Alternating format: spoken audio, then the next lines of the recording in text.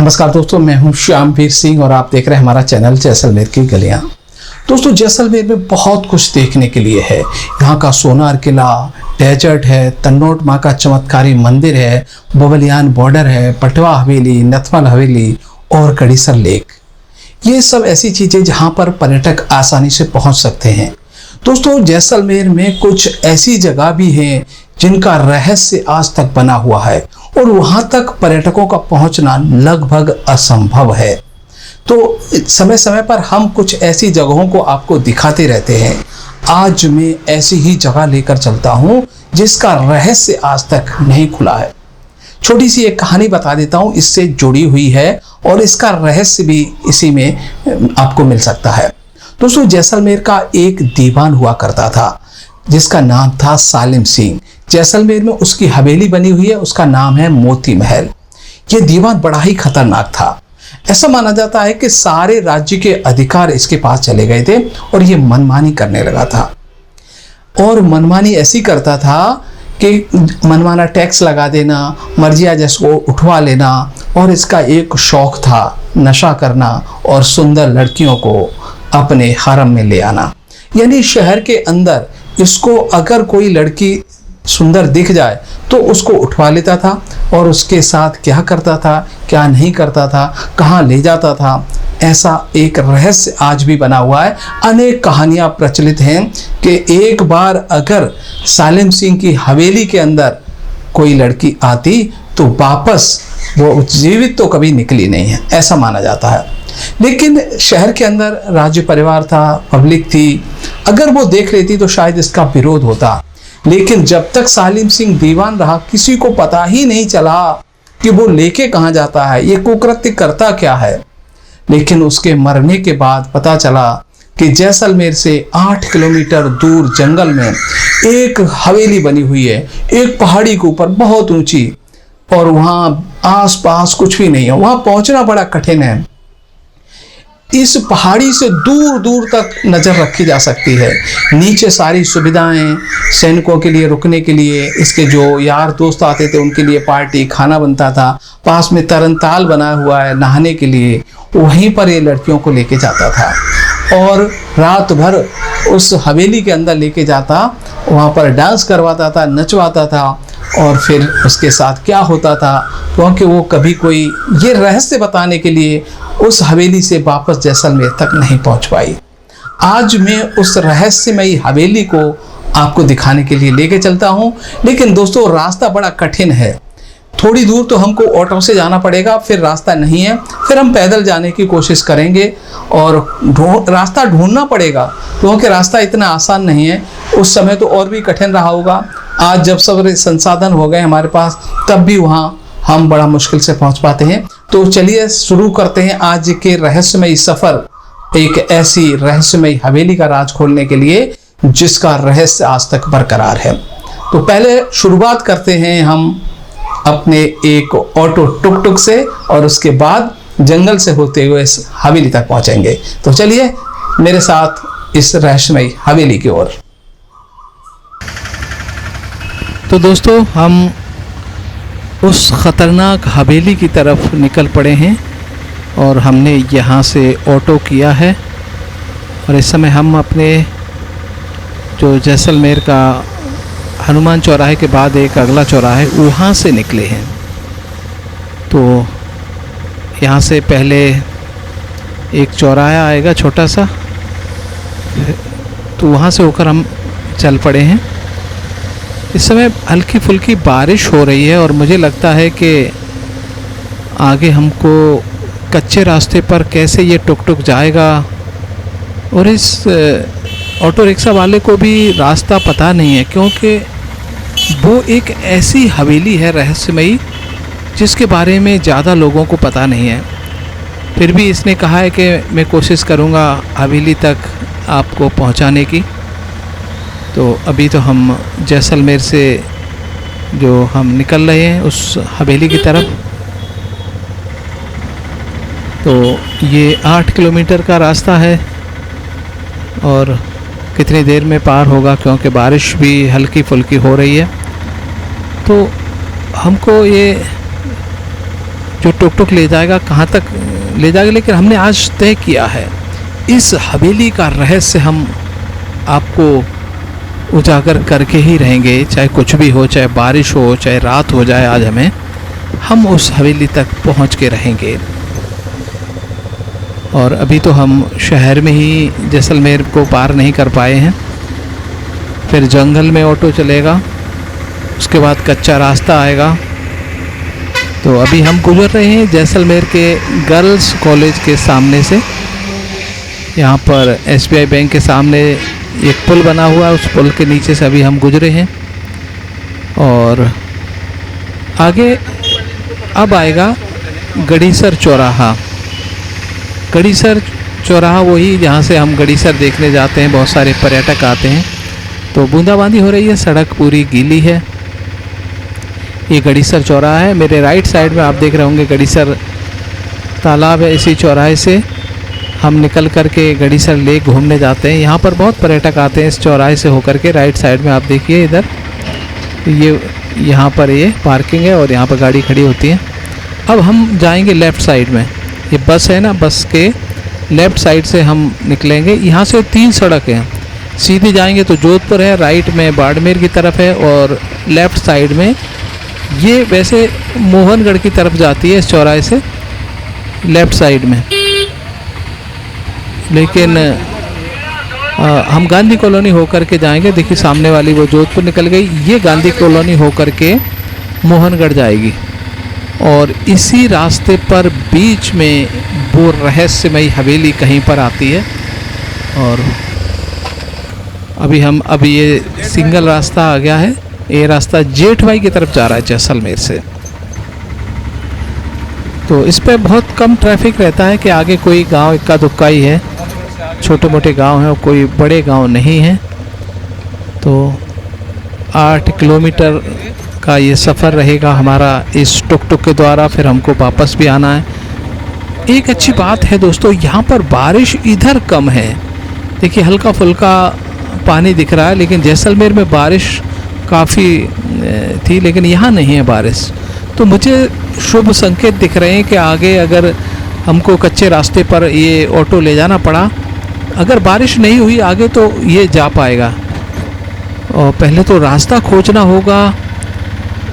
ये कॉलोनी है एक, या हमारी नई कॉलोनी बसी है, हाउसिंग बोर्ड वगैरह यहाँ पर बना हुआ है। और देखिए तो जैसलमेर से लगभग हम अभी 4 किलोमीटर बाहर आ चुके हैं और अभी तक हमें ये घर, यहाँ पर नई कॉलोनी बनी हुई है, ये हमको नज़र आ रही है। आगे ज़्यादा कुछ नहीं आएगा, पत्थर की माइंस वगैरह आएंगे और ज़्यादा कुछ नहीं मिलेगा हमको, थोड़ी बहुत है। तो ये जैसलमेर के नज़ारे भी आप देखते जाइए, कैसा हमारा शहर है जैसलमेर। अभी तो काफ़ी हरियाली हो गई है हमारे शहर में, पहले इतनी हरियाली नहीं होती थी क्योंकि डेजर्ट के इलाके में पानी की कमी थी। नहर आने के बाद अभी पानी की मात्रा आ गई है, तो ये पेड़ पौधे काफ़ी भारी मात्रा में यहाँ पर आ गए। तो देख रहे होंगे आप ये जैसलमेर के घर सारे बलुआ पत्थर जो पीले कलर का होता है उसी के बनते हैं, यहाँ पर ईंटें नहीं होती हैं। और यहाँ पर आप देखेंगे तो अब हम ये दुकानें बनी, इनके पीछे एक बस्ती है जिसको हम शरणार्थियों की बस्ती बोलते हैं। हाँ, ये पाकिस्तान से आए हुए शरणार्थी इसी दुकानों के पीछे, यहाँ पर जंगल पड़ा था, यहाँ पर उन्होंने घर बना लिए। वो घर हमको दिखाई नहीं दे रहे हैं जंगल में, राइट साइड में। और अब देखिए जंगल शुरू हो चुका है, सड़क समाप्त हो चुकी है। इस सड़क के अब हमको देखना पड़ेगा रास्ता कहाँ से है, क्योंकि मुझे भी रास्ता पता नहीं है और इस ऑटो वाले को भी पता नहीं है। तो इधर नहीं हुई है तो निकल जाएंगे। तो हमको, हाँ देखिए बारिश नहीं है इधर, तो ये बहुत अच्छी बात है। अब हम रास्ता खोजते हैं कि किधर जाना है। ये लेफ़्ट साइड में हवेली है, एक तालाब है सालिम सिंह का बनवाया हुआ, उसके कहीं पास से रास्ता निकलता है। यहाँ अच्छी बात है कि सड़क सूखी हुई मिल रही है, तो ये काफ़ी लंबा रास्ता होने वाला है और इस रास्ते को पार करने में काफ़ी समय लग रहा है। क्योंकि टुक टुक वही 20-25 किलोमीटर की स्पीड से चलता है, इससे ज़्यादा इसकी स्पीड नहीं है। सड़कें भी सिंगल है। तो अभी हम इधर से लेफ़्ट साइड में रास्ता खोज रहे हैं, यहाँ से कहीं से रास्ता निकलेगा, वो रास्ता हमको मिल जाए और हम जल्दी से पहुँच जाएँ, क्योंकि अभी लगभग 3 बज रहे हैं और हमको रात हो गई तो बहुत मुश्किल होगी, क्योंकि बहुत डरावनी हवेली है। तो ये अभी इधर तो कोई रास्ता हमको अभी तक नज़र नहीं आ रहा, इसको पूछ लेते हैं। तो ऑटो वाले ने पूछा, इसने इशारा किया है कि आगे है शायद रास्ता। यहाँ पत्थर तोड़ने वाले कुछ व्यक्ति से उससे पूछा था, तो देख रहे हैं हम कि आगे, उसने कहा कि आगे रास्ता है, तो हम आगे जा रहे हैं, देखते हैं कहाँ तक ये रास्ता जाएगा। अभी हम कच्चे रास्ते पर आ गए हैं और ये जंगल के बीच से गुजर रहे हैं, क्योंकि वो हवेली इसी जंगल में कहीं पर बनी हुई है और उसके रहस्य अभी तक उजागर नहीं हुए, कोई पहुंच ही नहीं पाता, रास्ता नहीं है और कहीं बहुत ऊंची कोई पहाड़ी है उसके ऊपर बनी हुई है। तो ये बिल्कुल कच्चा रास्ता और मुझे लगता है कि आगे रास्ता मुझे जंगल में कहीं जाता दिख नहीं रहा। यहाँ कोई छोटी सी कोई मुझे फैक्ट्री नज़र आ रही है, किसी की पत्थर की है कि किसकी है ये। और ये पूछते हैं इसको, यहाँ कोई अगर व्यक्ति होगा तो इसको हम पूछ लेंगे कि भाई आगे रास्ता है कि नहीं। तो ये बिल्कुल कच्चा रास्ता है, जंगल के बीच से हम जा रहे हैं कच्चे रास्ते के ऊपर। जो मेन सड़क थी वो तो पीछे छूट गई है और यहाँ कुछ व्यक्ति इससे पूछते हैं।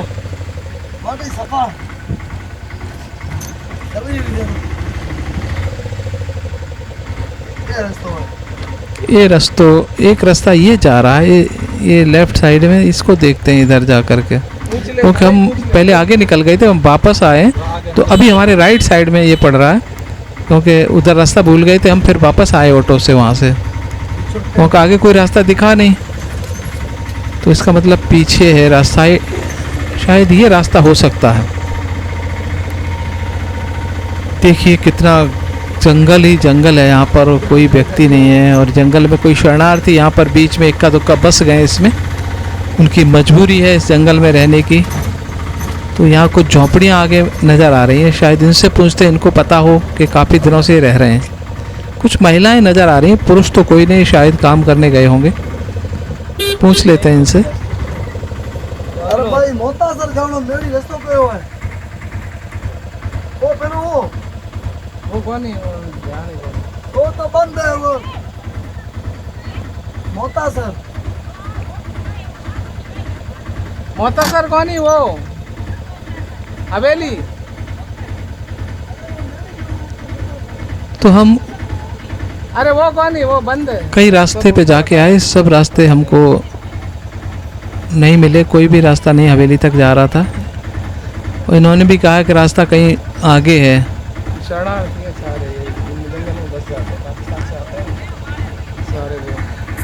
तो हम महिलाओं ने रास्ता ठीक से बताया नहीं, कहीं उनको भी पता नहीं था। ये हवेली ऐसी है कि वहाँ तक कोई पहुँच नहीं पाया, कोई जाता नहीं है, क्योंकि डरावनी है जगह वो।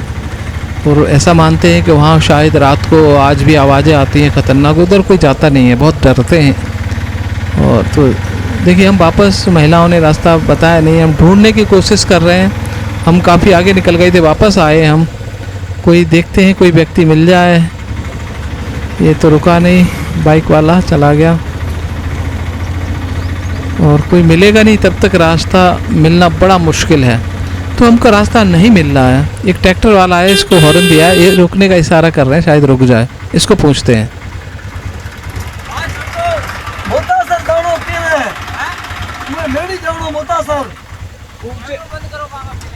ए वीडियो बनाओ कहीं। अरे मैंने जान है आजा ताजे कौन है वीडियो मोता सर रस्तो ठेठ मोता सर की कौन जाओ को जाओ तो हां हमें की कर सो टैक्सी तो कौन जाओ गाड़ी जाया कर चीनो कयो है।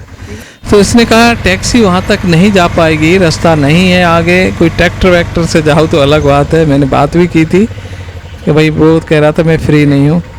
तो हम वापस आए फिर से हम, और यहीं पे तो यहीं तक रास्ता हमको नज़र आ रहा है। तो ये हमने कहा यहीं छोड़ दे भैया, फिर हम देखते हैं। घंटा भर तो मुझे लग रहा पहुंचने में लग जाएगा, 1 घंटे पहुंचने में लग जाएगा। तो बोरा जी मेरे साथ हैं और कन्हैया भी साथ में है हमारे कैमरामैन। तो अब जंगल में निकल पड़े, देखते हैं कहाँ पहुँचते हैं। इसको तो हमने वापस भेज दिया कि भाई हम फ़ोन कर देंगे, हवेली ढूंढते हैं हम। ये तो वापस गया, अब हम चलते हैं जंगल की तरफ। इसमें तो इधर कोई रास्ता नहीं है, ये रास्ता यहीं तक था। तो हम जंगल में खोजते खोजते हम एक तालाब के किनारे पहुँचे हैं दोस्तों। बड़ा ही सुंदर तालाब है और ये वही तालाब बताया जा रहा है जो कि सालिम सिंह ने अपने ऐशो आराम के लिए बनवाया था। और यहीं कहीं हवेली है, हम देखते हैं वो हवेली नज़र आ रही है, वो पहाड़ी के ऊपर काफ़ी दूर है यहाँ से। तो वो हवेली और नीचे तालाब, उसके नहाने के लिए और आराम करने के लिए पूरा पक्का तालाब है, काफ़ी सुंदर है, काफ़ी पानी भरा हुआ है। हम काफ़ी रास्ते कांटों से पार करके पहुँचे हैं। नीचे को कुछ कमरे बने और ऊपर पहाड़ी के ऊपर वो हमारे कैमरामैन जा रहे हैं उसकी तरफ, हवेली की तरफ। काफ़ी ऊंचाई है, काफ़ी दूरी है, देखते हैं कैसे चढ़ पाएंगे। शायद आपके लिए महत्वपूर्ण ना हो, लेकिन डेजर्ट में रहने वालों के लिए हरियाली देखना बड़ा ही सुकून भरा होता है। बिल्कुल, यहाँ हरियाली काफ़ी हो गई है और वो हवेली और नीचे ये तालाब है, तालाब के किनारे हरियाली है। तो हम हवेली की तरफ जा रहे हैं, जैसे जैसे ऊंचाई पे चढ़ते जा रहे हैं तो वहाँ नीचे की चीज़ें दिखा रहे हैं। अब हम हवेली के बहुत करीब 1 घंटे बाद हम हवेली के अंदर पहुँचे हैं दोस्तों। ये बोरा जी हवेली के ऊपर से फोटोग्राफी कर रहे हैं। बड़ी ही डरावनी हवेली है दोस्तों और अंदर तो ये खुदी हुई पड़ी है पूरी, बहुत सुंदर हवेली, लेकिन पत्थर ही पत्थर भरे पड़े हैं। ऐसा लग रहा है इसने किसी ने खुदाई की है, कोई धन वगैरह खोजने की कोशिश की है इसके अंदर। और देखिए चारों तरफ इसके विंडो बड़ी शानदार हैं हवा के लिए। और ये देखो ये दीपक वगैरह रखने के लिए हैं, हवा चल रही है। ऊपर है, हम बहुत हाइट पे पहुँचे हैं और बड़ी मजबूत हवेली हमको है ये लग रही है। इसको तोड़ने की कोशिश की है। तो ये विंडो है पूर्व की तरफ, वो तालाब हमको नज़र आ रहा है। और ये एक और विंडो जहाँ पर आराम से बैठ करके हम तालाब का नज़ारा देख सकते हैं।